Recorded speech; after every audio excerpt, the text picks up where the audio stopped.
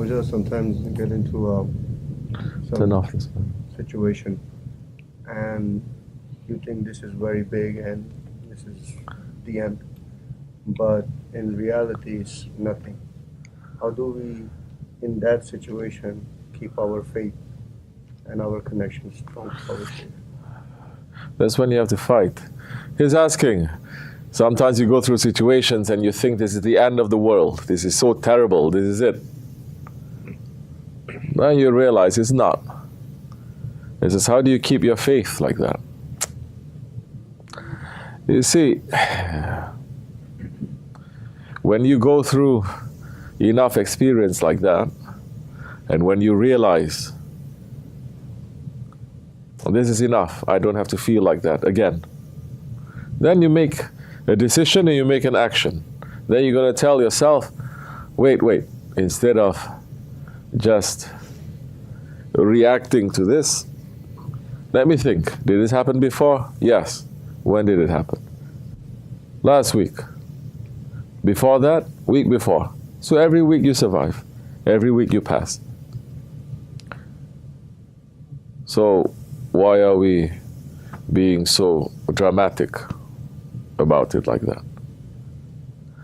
Learning how to pull yourself out from that situation. Learning to observe. Understand? That's important to do. Most people, they don't. This is what tafakkur is going to make you. What the way of tariqat, especially in this way, is going to make you. Because everything you have to look, you have to study yourself. And you have to take accounting. You cannot just go through life, the wind blow this way, you go this way, wind blow this way, you go this way, wind blow everywhere. The whole life is just like that. This is not Hazrati Insan. This is not what Allah has created us to be. The believer, he must know. The believer must know if a thorn of a rose, it hits to your finger, whether it is a test or whether it is a punishment. So many people say, I don't know whether it's a test or it's punishment. You don't know? Take both. What are you going to lose? Say it's a punishment. Do we deserve? Of course we do. Don't say you don't. When you say you don't, that's a time when even a little hit by a thorn is going to be end of the world. But when you say, I deserve this. Why? Because just this morning, I was shouting at this person. And no reason to be. I got very angry and very upset with this person.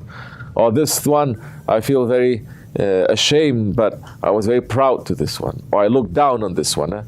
Find reasons. There's so many reasons. So do both. Let's say that this is a punishment. Alhamdulillah, it's a punishment because if I'm punished here, I'm not going to get punished in the hereafter. You understand? So say shukr.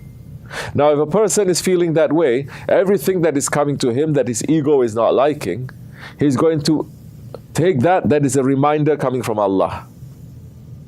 He's not going to take it, oh, it's the end of the world. Never say as a believer, oh, what did I do to deserve this? What did you do?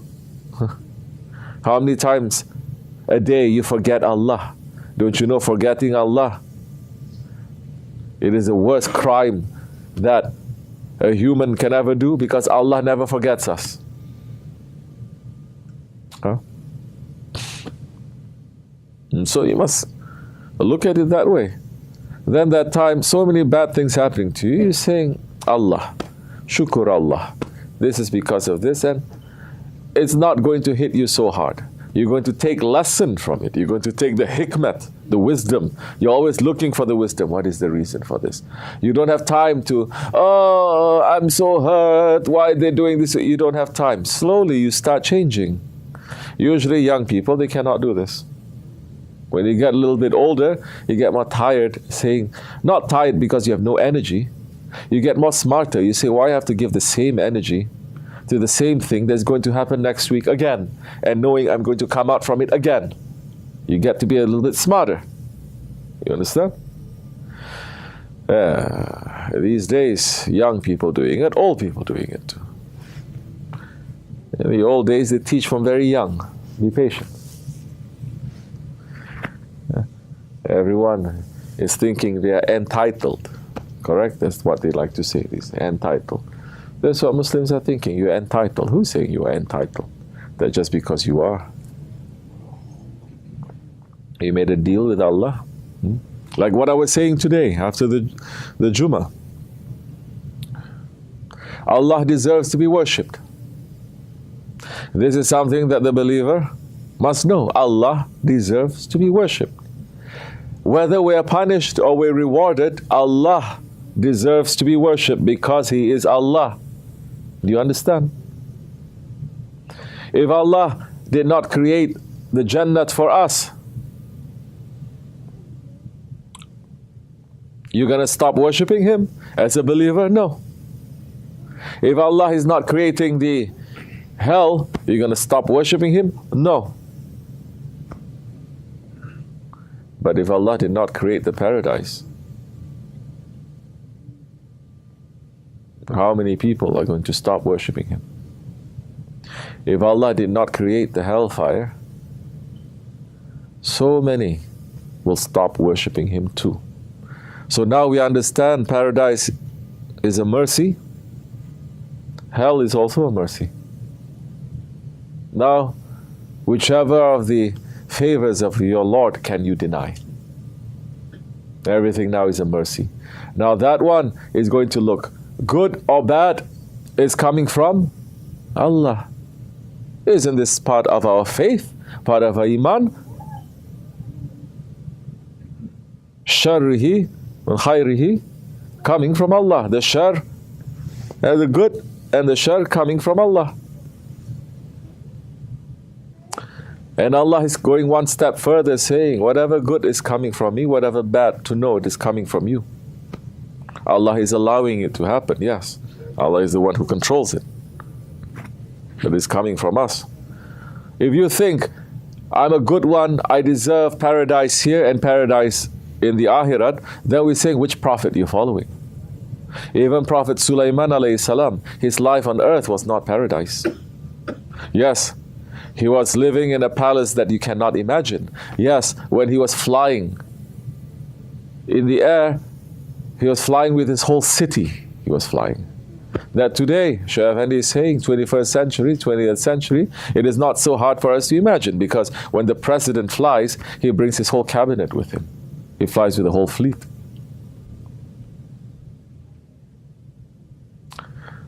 So we say we deserve everything good, everything pleasant, everything enjoyable, everything fun, everything entertaining. Then we say, which prophet you are following? Which one? Hazrati Adam? Who? Hazrati Nuh? Who? Hazrati Ibrahim alayhi salam? Who? Hazrati Ismail? Hazrati Isa? The Holy Prophet alayhi salatu wasalam, the most beloved one of Allah subhanahu wa ta'ala. If you compare our lives, it's paradise compared to what he went through and what the Sahabi Kiram they went through. But they were people of paradise. They were experiencing paradise while living in that very difficult situation. We are living in hell while surrounded by luxuries around us that not even the prophets they get to experience. Correct or no? Especially in this 21st century. So where is this? How it became like that? How it became like that? Oh, it became like that when we move away from the sunnah of the Rasulullah alayhi salatu wasalam. When we move away from how the awliya Allah, they're teaching us how to look to this world and how to live according to this world. Instead of looking to there, we look to the unbelievers and their lifestyles. Because this is not something that is coming from belief, definitely not. Since when to enjoy life, it is the most important thing in life. is coming from Islam. You must enjoy your life. Did Allah subhanahu wa ta'ala really, is that the reason of our creation? I'm talking here from the position of tasawwuf now. Is it to enjoy life? It is to know Allah and to worship Allah. You understand? So, inshallah, in this month of Ramadan, we should slowly try to understand this.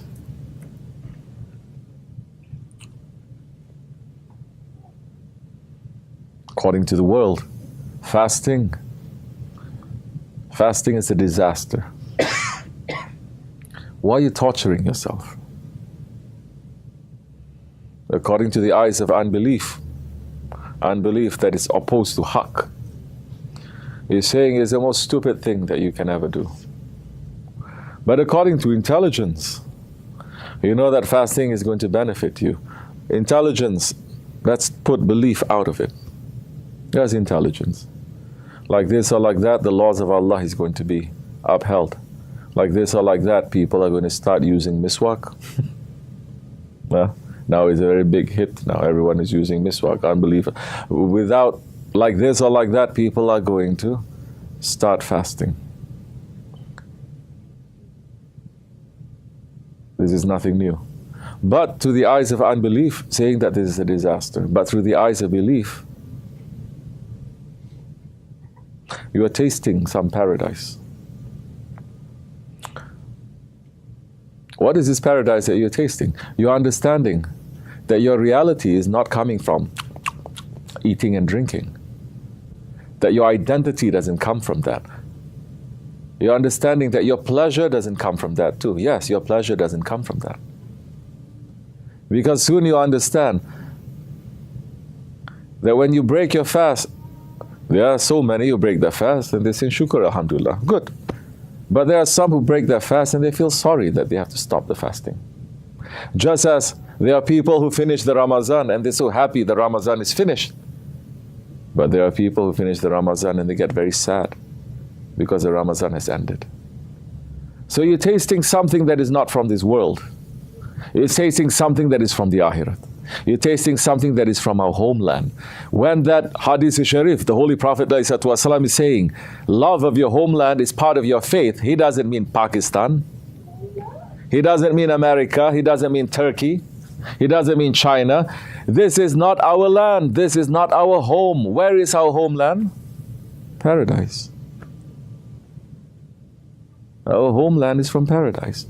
And Ramadan is to teach us how to have a taste of that. This eating and drinking, this is what the animals are doing.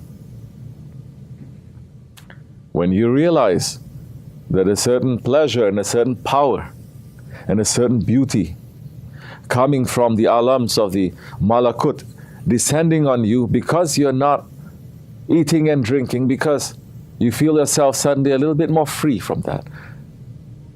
You're running away from that and you're running into ibadat. You're running into sohbat. You're running into a zikr. When you start feeling that a little bit more, then you realize, oh,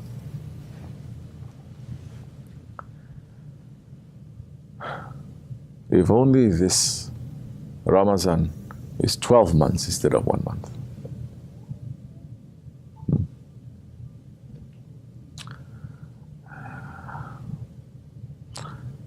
So man must think. Allah in so many ayats in the Quran is saying, think. Why don't you think? This is for men of understanding. Because nothing in creation, Allah subhanahu wa ta'ala has given them that same power to think. Because Allah subhanahu wa ta'ala has only created mankind to know Him and to worship Him. To know Him the way that Allah has given Hazrat Insan, mankind, the ability to know Allah, He has not even given that to the angels. Shaitan understood this. That's why he felt very jealous. The angels understood this, and they bowed down to Hazrat Adam alayhi salam. Who is in Hazrat Adam? All of us. They say this: Allah is creating a new race that is going to represent Him. Not an angel, not a jinn, not an animal, not an element, but Hazrat Insan. He didn't create new. Mankind has been created old, is the oldest in creation. This physical form, yes, is new. It was unveiled. Man is a secret that we are not even knowing ourselves. Slowly, inshallah, especially in this month of Ramadan, if you move yourself away from the habit that you have, from the habit of eating and drinking, from the habit of looking but not looking with the nur of Allah, listening but not listening for the sake of Allah, speaking but not speaking with the tongue of Allah. How is this possible? You're speaking as if you are Allah. Allah subhanahu wa ta'ala is saying, my servant becomes beloved to me when he performs all the obligations that is given to him. Then, when he starts performing actions that is not obligations, meaning Allah is not putting a law, you're putting a law to yourself. It's not obligation. Allah doesn't have to put a law, but you, by your understanding, by your honor, and you say, my Lord deserves more than this. 5 daily prayers, for example, my Lord deserves more. I'm going to pray extra. I'm going to do extra. And Allah is saying, when my servant, he performs all these actions that are extra, supererogatory, he comes near to me.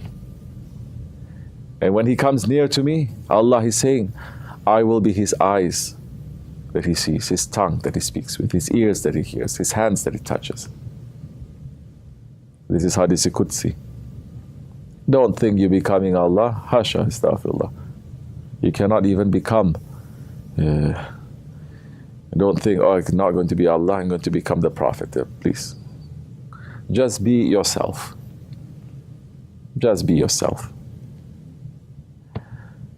And just be that one that Hazrat Insan, especially in this month, that you are going to taste a little bit what it means to be free from the chains that is holding you. It's not just the eating and the drinking is just to start the engine. It is to show. It is the gateway. You understand? It is through so many other things. This is the month of reflection. This is a month that you're going to sit down, you're going to start thinking, I'm behaving like this. Why am I like this? Why do I get caught up in this kind of thing over and over again? Then you ask for help, because this is the time when Allah subhanahu wa ta'ala will send tremendous help every night, every day. So this is the time to ask.